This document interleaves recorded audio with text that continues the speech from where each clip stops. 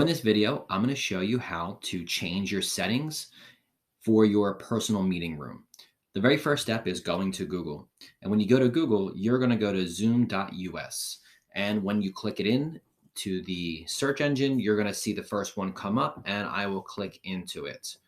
Since my credentials are saved from last year, it takes me directly into my account.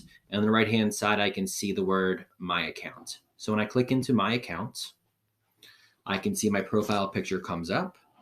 And what I'm going to do is use the menu on the left-hand side. On the left-hand side, I'm going to go to Settings.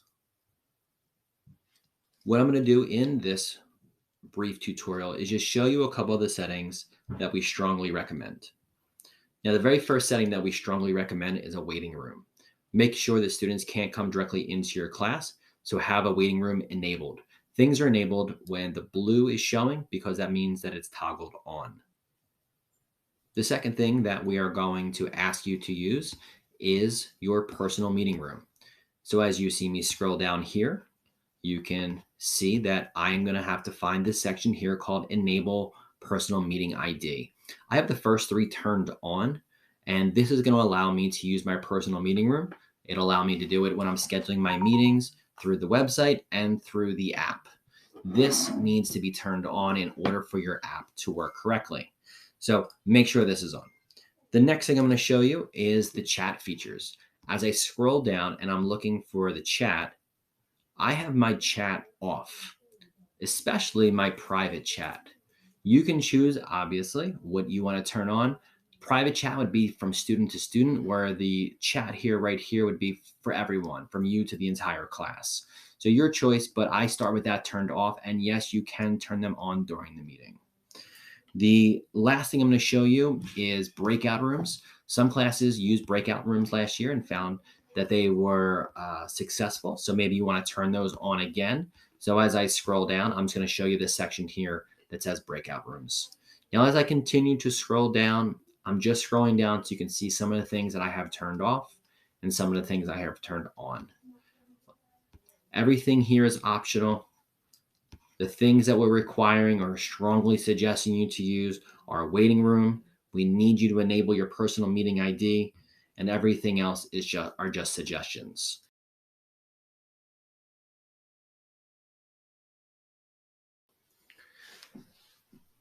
So we're here in our meeting, and I'm going to show you how to use the control bar on the bottom of the screen. Right now, I don't have my video turned on. You can see this red line going through my video, but you can see that I'm using my microphone because you can see the green bar going up and down, the microphone icon. If I was using any type of microphone like for example, a headset, and I wanted to select it, I would use this caret here to select any kind of microphone other than the one built into my computer. Same thing goes with the video. If I have a different camera, I would use this right here to select the other camera. Otherwise, you would just click on your camera and you would use your default camera, which comes from your computer. Okay, so when you're looking at these controls, security here is probably the most important. The thing that I want to point out to you is that the check means you're using that feature. Lock meeting means no one else can enter your meeting. Enable waiting room means you have one and you're using it. Hide profile pictures because students might use a profile picture that's inappropriate, so maybe you want to hide them. Sharing screen, if you click it, kids can share their screen. Renaming themselves, students can change the name they originally come in with. Unmuting themselves, that's when a student is able to just unmute themselves whenever they want. And the last one is start a video. If it's checked, it means the students can turn on their video whenever they want. So get familiar with the security settings. Check them at the very beginning of every meeting. Next one is participants. This is your waiting room. On the right-hand side here, you would see where all of your kids come into the meeting, and then you can let them in one by one. Make sure you're using a waiting room.